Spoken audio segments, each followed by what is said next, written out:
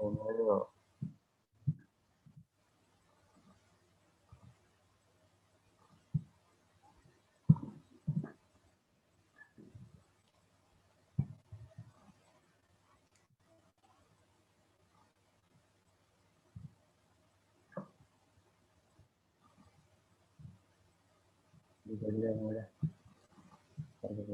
Yang record gue aja deh.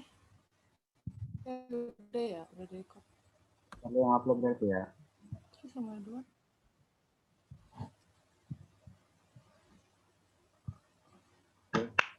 Bismillahirrahmanirrahim. Assalamualaikum warahmatullahi wabarakatuh.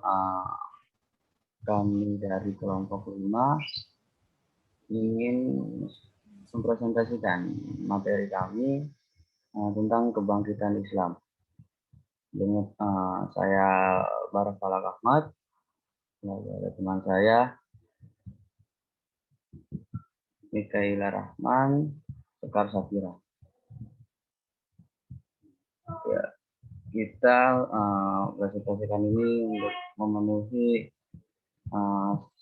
matkul sejarah kebudayaan Islam. Oke.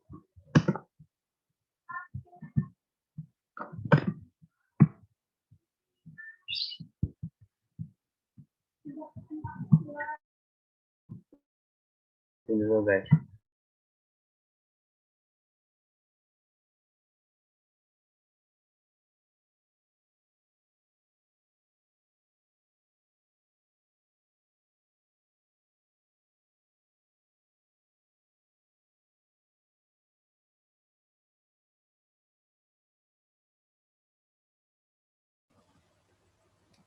Baik, untuk yang pertama itu pengertian sejarah kebudayaan Islam.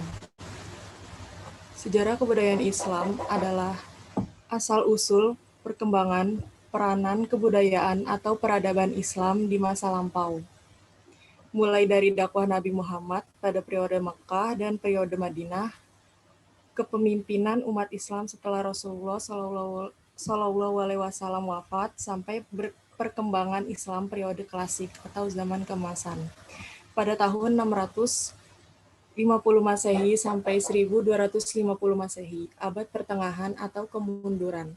1250 Masehi sampai 1800 Masehi, dan masa modern 1800 Masehi hingga sekarang, serta perkembangan Islam di dunia dan Indonesia. Selanjutnya,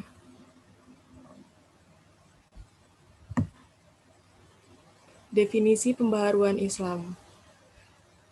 Yang dimaksud pembaharuan Islam di sini adalah gerakan pembaharuan sebagai bentuk upaya untuk menyesuaikan kontekstualisasi ajaran Islam dengan perkembangan baru yang ditimbulkan oleh kemajuan ilmu pengetahuan dan teknologi modern. Dalam bahasa Arab, gerakan pembaharuan disebut dengan tajdid. Secara harfiah, tajdid berarti pembaharuan dan pelakunya disebut dengan mujaddid. Selanjutnya akan dibacakan oleh Barakallah. Ya, latar belakang pembaharuan Islam. Pada awal mulanya, gerakan pembaharuan di dunia Islam lahir sebagai respon terhadap masalah internal umat Islam, berupa tradisi dan pemahaman keagamaan yang dinilai tidak lagi sesuai dengan ajaran Islam yang sebenarnya. Oleh karena masuknya paham-paham yang datang dari luar Islam seperti taklid, takhayul, bid'ah, dan kufar. Di era modern, pembaharuan dalam dunia Islam tidak lagi berkaitan dengan persoalan paham keagamaan, melainkan meluas bidang garapannya yang antara lain meliputi pendidikan politik, sosial, paham, dan pemikiran, dan filsafat salah satunya. Pada era ini, semangat pembaharuan agaknya dipicu oleh perkembangan dan pengaruh dunia barat, terutama setelah kehadiran ekspedisi Napoleon ke Mesir pada tahun 1978.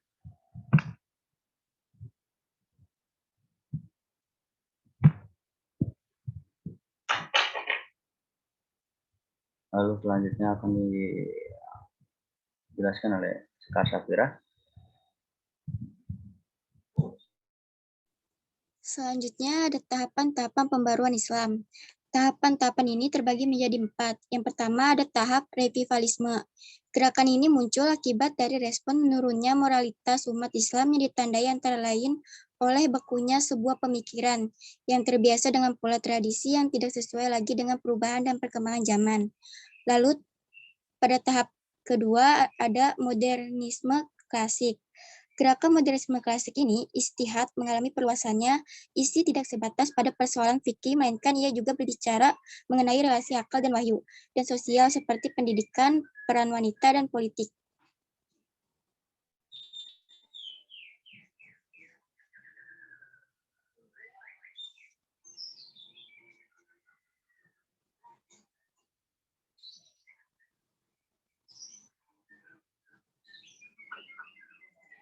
Lalu ada tahap neo-revivalisme.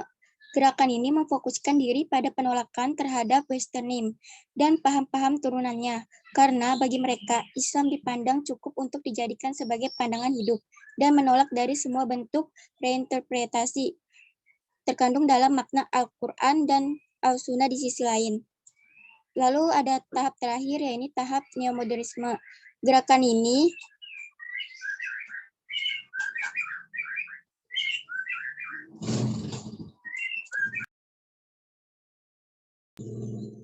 masih di tahap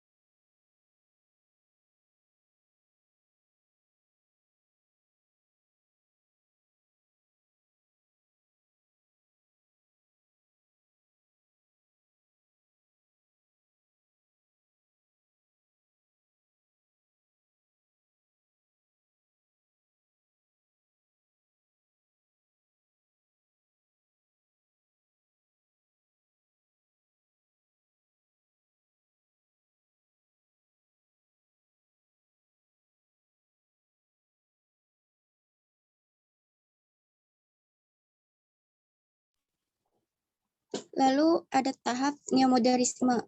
Gerakan neomodernisme. Bentar itu layarnya ketutupan. Nah. Masih ketutupan. Nah, gerakan neomodernisme ini berasumsi bahwa modernisasi dalam Islam adalah sebuah keniscayaan, tetapi dalam waktu yang sama tidak boleh meninggalkan tradisi-tradisi yang sudah dimiliki Islam sebelumnya. Slide selanjutnya. Adapun tokoh-tokoh pembaruan Islam dan pemikirannya. Di Mesir ada Muhammad Ali Pasha. Pembaruan yang dilakukan oleh Muhammad Ali Pasha mencakup bidang militer dan pendidikan. Lalu kedua ada Al-Tahtawi. Pembaruan yang dilakukan dengan meningkatkan ilmu pengetahuan di Mesir. Karena Tahlawi menguasai berbagai bahasa asing dan berhasil mendirikan sekolah penerjemahan. Ketiga ada Muhammad Abduh. Pembaruan yang perhatiannya banyak memfokuskan di bidang pendidikan dengan melalui usaha yang keras yaitu penyadaran intelektual. Lalu ada Rashid Ridho. Pembaruan Rashid Ridho diantaranya adalah bidang agama, politik, dan pendidikan. Selanjutnya. Di Turki ada Sultan Mahmud II. Sultan Mahmud II yang pertama kali dengan tegas mengadakan perbedaan antara urusan agama dan urusan dunia di Kerajaan Utsmani. Kemudian Sultan Mahmud juga mengadakan pembaruan di bidang pendidikan. Lalu kedua ada Tanzimat. Pembaruan yang dilakukan meliputi pembaruan di bidang hukum, pendidikan, pemerintah, dan administrasi. Ketiga ada Utsmani Muda. Merubah pemerintah absolut Kerajaan Utsmani menjadi pemerintahan konstitusional.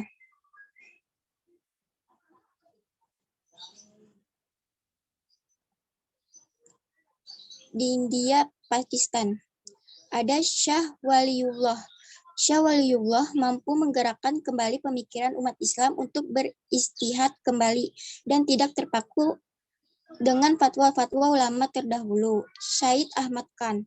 Pembaruan yang dilakukan oleh Sir Syahid Ahmad Khan bercorak modernisme dengan melakukan tulisan dan gerakan-gerakan dan lembaga pendidikan tinggi yang ia dirikan. Lalu yang ketiga ada Muhammad Iqbal. Muhammad Iqbal dengan gagasannya yang cemerlang mencoba merekonstruksi kembali pemikiran keislaman yang telah lalu dengan berusaha meyakinkan kepada dunia Islam sendiri dengan mengandalkan akal sehat serta berpedoman pada Al-Quran dan hadis. Terima kasih.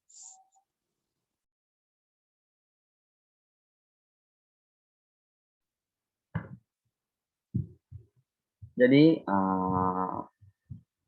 kesimpulannya,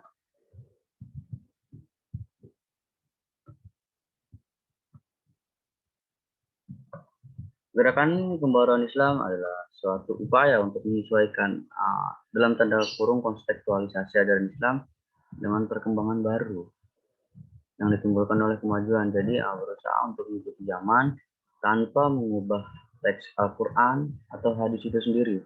Jadi menyesuaikan zaman terhadap Al-Quran, bukan Al-Quran atau teks hadis yang menyesuaikan zaman. Gitu. Jadi tidak ada perubahan penambahan kata, pengurangan kata terhadap ayat-ayat Al-Quran maupun hadis. Gitu. Nah, dalam pembaharuan Islam terdapat 4 tahap, yakni tahapan revivalisme, tahapan modern klasik, non-revivalisme, dan tahapan neomodernisme. Serta tokoh-tokohnya sudah disebutkan tadi, dari Mesir ada Muhammad Abdul Ali Pasha, dari India, Pakistan, dan lain-lain sudah disebutkan. Ya, barangkali sedikit dari kami mohon maaf jika ada kesalahan-kesalahan kata dalam redaksi kata kami.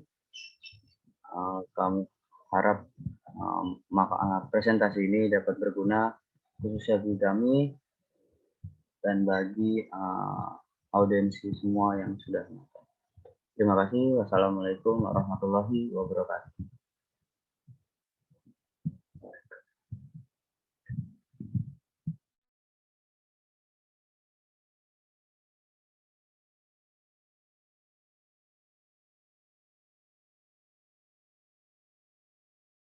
Oke, ini udah kali ya?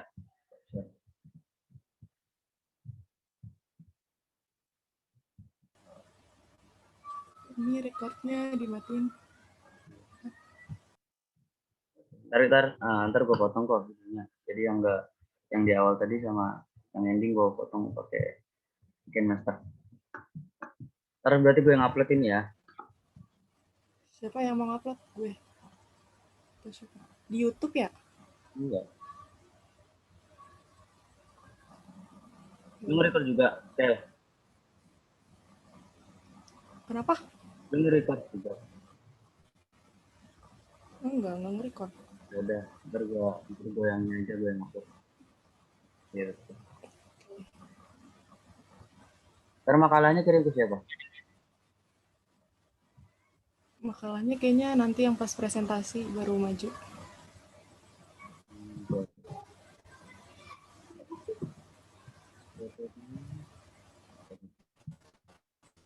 Dan diperhatikan ya guys.